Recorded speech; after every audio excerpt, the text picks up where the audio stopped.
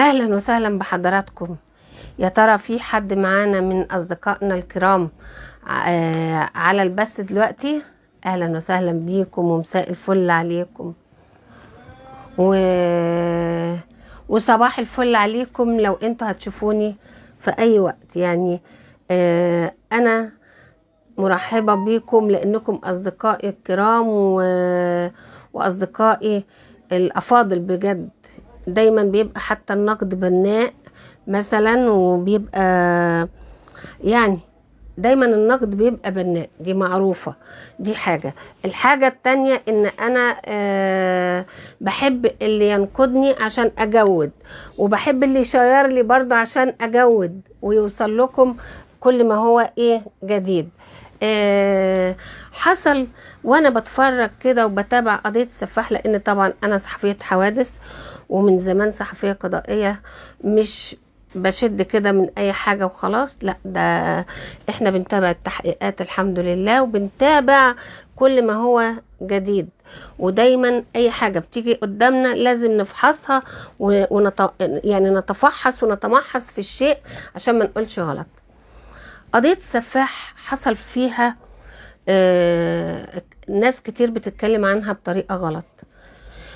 طب ايه في ايه؟ هقول لحضراتكم بس نبذة تخص دلوقتي احد البرامج اللي حصلت، اللي كانت يعني هم كانوا مستضيفين محامي عن السفاح اللي هو قذافي القذافي فراج، ومحامي عن احدى زوجات السفاح اللي هو قضى عليها.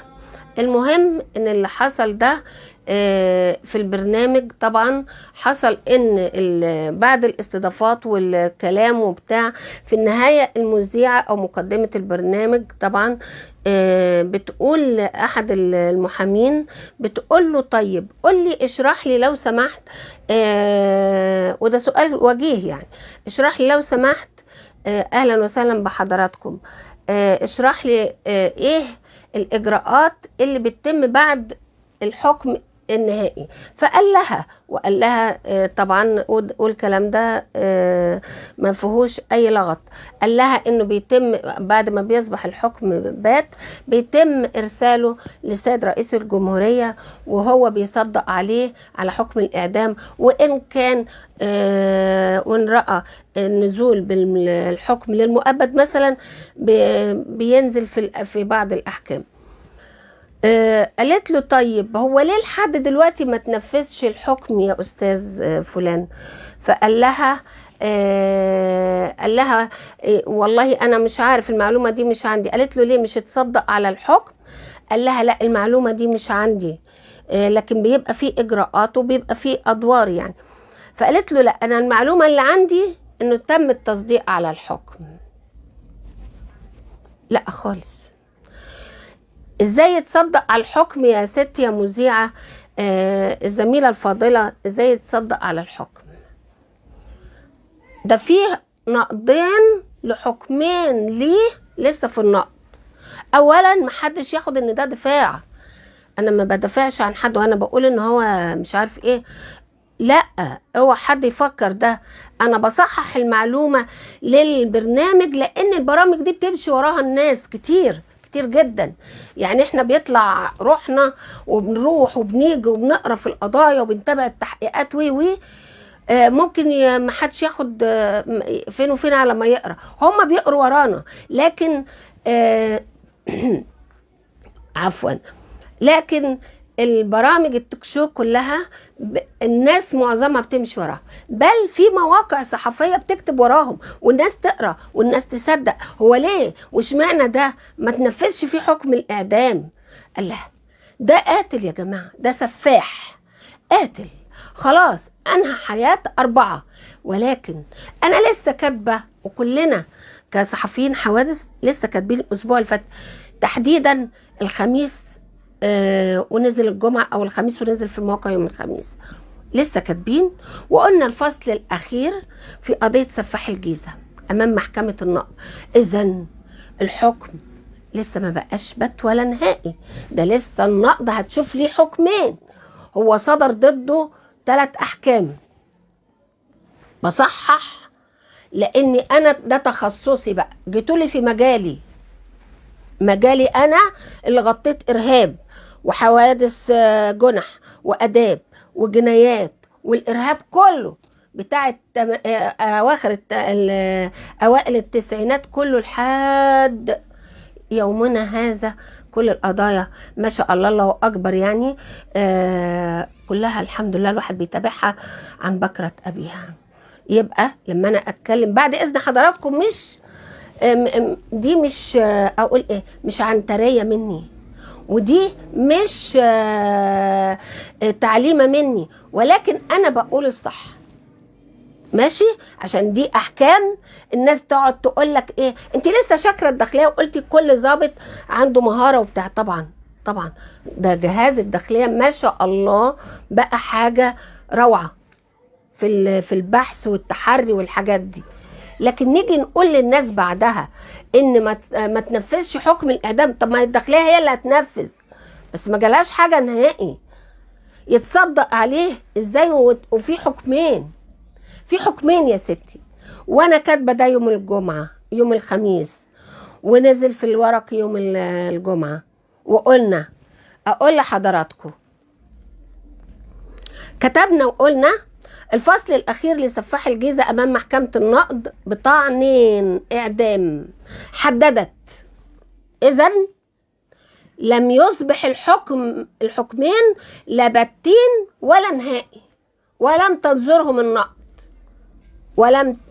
ولم تصدر فيهم او فيهما حكمها خالص.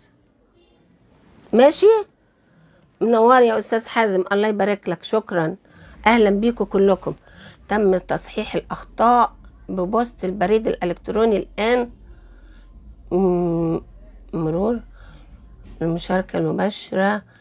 بس مش عارفه حضرتك تقصد ايه استاذ عبد الكريم، يا ريت لو حضرتك تقول لي منين حضرتك، من أي يا جماعه اللي معايا يقول لي من اي بلد، عشان يعني ايه كلنا دول اشقاء وكلنا ناس بنسعى لايجاد الصح وبنسعى للحقيقه. حضرتك قلتي ادي اللي احنا كتبناه. تم حددت محكمة النقض اولى جلسات نظر طعنين على المتهم قذافي فراج عبد العاطي المعروف اعلاميا بسفاح الجيزة. ده الخبر ده انا نشراه على الموقع الالكتروني لجريدتي وفي جريدتي.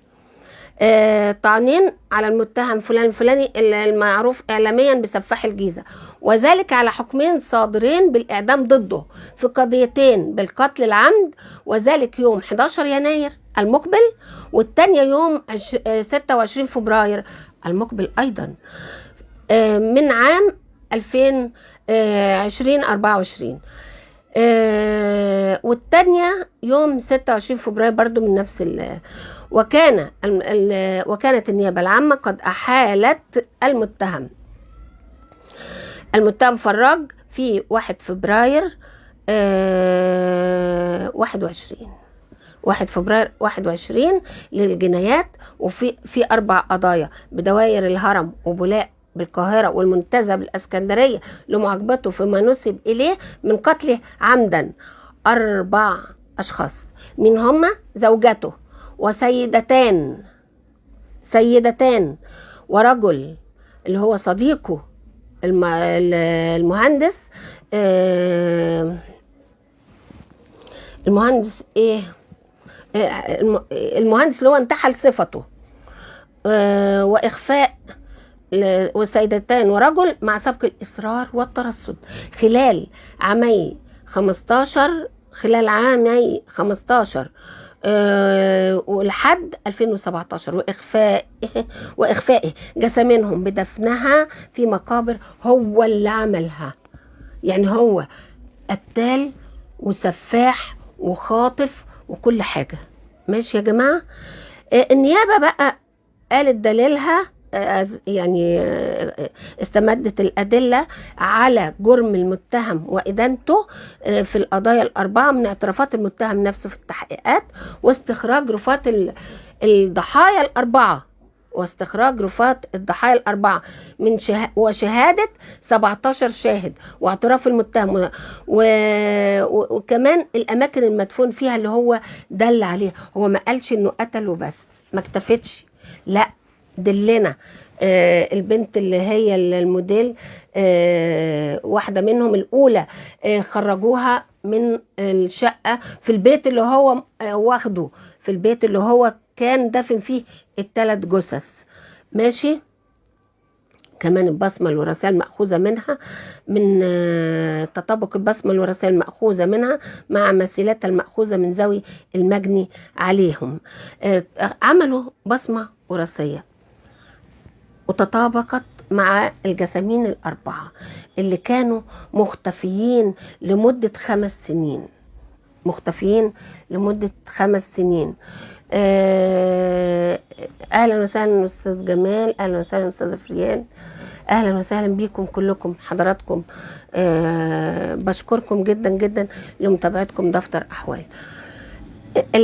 كمان قالوا مش في البرنامج ده وبس، لا في معظم البرامج، والناس بتقول إن هو ذبح. لا، هي ده مش هيفيد دلوقتي، لكن ممكن حد يقولك لا ده غلط ده صح ده ايه ده. ولو كان في اول القضية كان ممكن يحصل استخدام هذا الغلط. يا جماعة خدوا بالكم من الأخطاء بتمسكها بعض السادة الأفاضل المحامين ويقولك ادي مكتوب هنا كذا وده هنا كذا وده اللي حصل كذا، والشك يفسر لصالح المتهم. لما حضراتكم تطلعوا سواء في البرنامج ده او برنامج تاني برضو على الفضائيات وحاجات كتير ويقولوا ده قتل وذبح، صدقوا ما بانش في اي حاجة انه ذبح نهائي، ده بيقتل بدم بارد. وانا قلت الكلام ده مليون مرة في كذا لايف ليا، والتحقيقات قالت الكلام ده، والمرافعات وده ايه بيذبح دي؟ لا، هو بيسم، بيخبط في الحيطة، بينزل اللي قضى عليه. خلاص حط بقى يا عم واردم، او حط في تلاجة واردم وادفن، او حط في شنطة وادفن، وهكذا. دي طريقته. راجل بيقتل بذمة واحدة، خدهم كلهم بذمة واحدة. لكن ما جيش بعد ما انتهت القضايا وخلاص فاضل 2 على شفا حفرة ان هو يتصدق عليهم ان شاء الله، يبقى ان هو يتحكم فيهم ان شاء الله، يبقى نقول ونزعزع الناس ونقول ده قتل وذبح. لا، ما ذبحش، هو قاتل بدم بارد. كمان يعني احنا يا ريت نقول ان المعلومات تبقى صح ودقيقة. في برنامج يبقى في اعداد او في بحث. انا بقعد ابحث واشوف حاجات الدنيا وبروح الاماكن اللي هي خاصة بالحاجات دي، يعني انا ليل نهار شغالة في كذا قضية، ليل نهار شغالة في كذا قضية ببحث فيها عشان ما اكتبش حاجة غلط. فده مش رمي جتت على البرامج، لا لا لا لا خالص. انا بقول لحضراتكم تخصصي هو ده، صحفية قضائية من اواخر الثمانينات، مش لسه بقول يا هادي على الفضائيات او على في اي حتة او كنت في دين ومش عارف. لا لا لا خالص.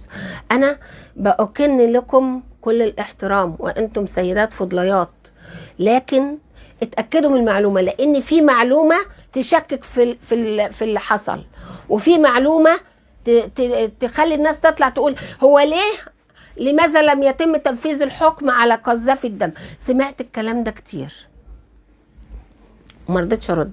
ليه؟ لانه على الفيس الناس تقولك ده هاري، زي ما كان زمان يقولك ده كلام جرايد، لكن لما يجي الفضائية والمواقع تاخد عنها تبقى مصيبة سودة بقى.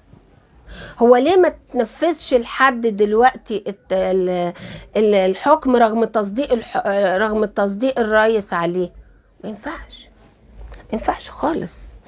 وحتى بعد صدور الحكم في ادوار، في ناس محطوطه في رول الاعدام، تنفيذ الحكم، الاحكام بتتاخد بالدور، هو خلاص لبس البدله الحمراء، لكن لسه في قضيتين، هو اتحكم له في قضيتين بالاعدام، الاربعه بالاعدام من الجنايات، 2 اصبحوا باتين من النقض، في قضيه خد مؤبد فيها نصب وسرقه تقريبا، لكن الحكم مش في حكمين، ما يقدرش يكون في ده ما فيش ابدا اللي بيتقال ده. وليه نقول كده للناس؟ ليه نقول للناس حاجه يعني ما مش صحيحه؟ يعني نبحث شويه ونفحص في القضايا شويه. مفيش مانع ان احنا نتاخر في الظهور، لكن ما نقولش حاجه غلط. الكلمه بتبقى زي الرصاصه، ده اللي انا كنت عايزه اقوله لحضراتكم النهارده. وبالمناسبه برضو، ان اختها طالعه بتقول ان هي عندها امل في ان هي تعثر عليها. حضرتك اللي هي زوجة السفاح، اخت حضرتك تم اخذ البصمة الوراثية من اخوكي وتقريبا الست الوالدة، يعني تم اخذ البصمة الوراثية من اهل المجني عليها، وتم مضاهاتها بالرفات، وثبت ان هي بنتكم. هنقعد ليه ننكأ في الجراح؟ احتسبيها عند الله وخلاص. ده حتى لو واحد مفقود وبقاله فات عليه 4 سنين، المحكمة بتعتبره من المفقودين تقريبا. يعني ايه اللي انا بقول تقريبا؟ انا متأكدة بس تقريبا، لان ممكن يكون في حد في متغيرات، او زي ما بيقولوا في الدين كده، هذا والله اعلم. يبقى خلاص هنقعد ننتظر في ايه؟ ده حد مات وبقى رفات واندفن، خلاص. جهات الرسمية بتاعت التحقيق، هو المجرم ارشد عن مكانها، وتم مضاهاتها، ومضاهات فاطمة زكريا، ومضاهات البنت اللي في اسكندرية، ومضاهات المهندس صديقه اللي قتل واشتغل باسمه ونصب على الناس واتجوز كمان باسمه، وسرق ذهب باسمه، وعمل بلاوي باسمه، وباع البيوت اللي كان شاريها، والمكتبات اللي هو شراها بفلوس المهندس صديقه باسمه، برضو كتبها باسمه هو. يعني ده راجل عنتيل إجرام، أو عتيد في الإجرام. خليها عتيد، عشان عنتيل دي هو عنتيل على فكرة، لأن راجل يعني اتجوز يجي 7 زيجات أو 8 زيجات، ومنهم ما هو عرفي أو محرم حاجات كده يعني. لكن الزوجة المثبوتة رسمي إن هو قتلها فاطمة زكريا، وهنقول كل الحاجات دي فيما بعد. لكن احنا النهاردة حبينا نقول يعني ان يعني ما ينفعش يبقى في الفضائيات حاجة تخص التنفيذ او تخص القضاء ان هي تتقال كده اعتباطا. لا، افحصوا وابحثوا. حضرتك سألت المحامي قالك ما عنديش معلومة، قلت له لا، المعلومة عندي بقى انه تم التصديق عليه على الأحكام. أنا قريت لك على فكرة، وقلت إن في حكمين لسه هينظروا السنة الجاية، لازم تكون كل الأحكام خلصانة ويتم التصديق عليها وياخد دوره ويعدم. يا رب يعدم هو وكل من على شاكلته. ده كويس يعني إن ربنا جعل الشرطة تخلص الدنيا منه. ده كان ممكن ده بيسري زي السم في عروق المجتمع. الحمد لله انه اتجاب، الحمد لله. وزور كمان، ويعني حاجات كتير كتير كتير، بلاوي عملها هذا النزق الهادي المستكين، ثبات انفعالي رهيب دي كانت النهاردة متابعتنا، وكان في حاجات تانية بس بصراحة أنا حبيت أقصرها على هذا، لأن طبعا يعني ما كانش صح إن يبقى إن احنا نتكلم بمنطق العالمين ببواطن الأمور واحنا ما قريناش اصلا الجرايد يوم الخميس او الجمعه. اقل تقدير حتى مش تسالوا محامي النقد، او تسالوا او تبحثوا في الارشيف، لا، احنا بنطلع نقول وخلاص، يعني اللي يحصل يحصل، احنا ناس واثقين من نفسنا. لا، ده انا بقعد، ده انا ممكن ما اعملش اللايف وعندي المعلومات علشان ما سيرش الجدل، تصدقوا والله. وعندي لايفات كتير انا لغيتها لان دي رسالتي. انا مش عايزه اقول حاجه مش صح، او حاجه مثلا صح بس تعمل قلق. طب وعلى ايه؟ بناقص اللايف، الناقص بناقص زي الصاحب كده يعني. بس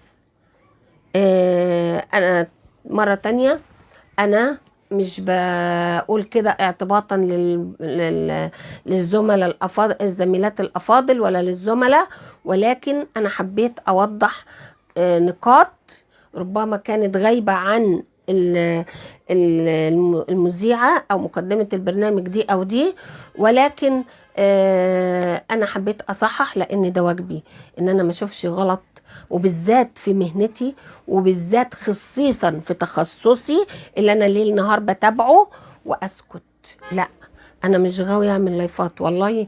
انا كتير بعملها بصوتي من غير شكلي، كتير بلغي، لان مش عايزه بلبله، مش عايزه قلق لحد، مش عايزه اخلي المجتمع او يقعدوا يقولوا ده ايه ده ايه ده. لا لا لا, لا خالص. دي كانت النهارده حاجه بسيطه كده على سبيل التذكره والتصحيح، يعني وعلى سبيل مجهودي انا، وده الصح لانه نشر ومحكمة النقد حددت للقضيتين، وجبت لكم ارقام القضايا. انا بشكركم والى اللقاء في متابعات اخرى ان شاء الله. كان معاكم الصحفية القضائية من زمان قوي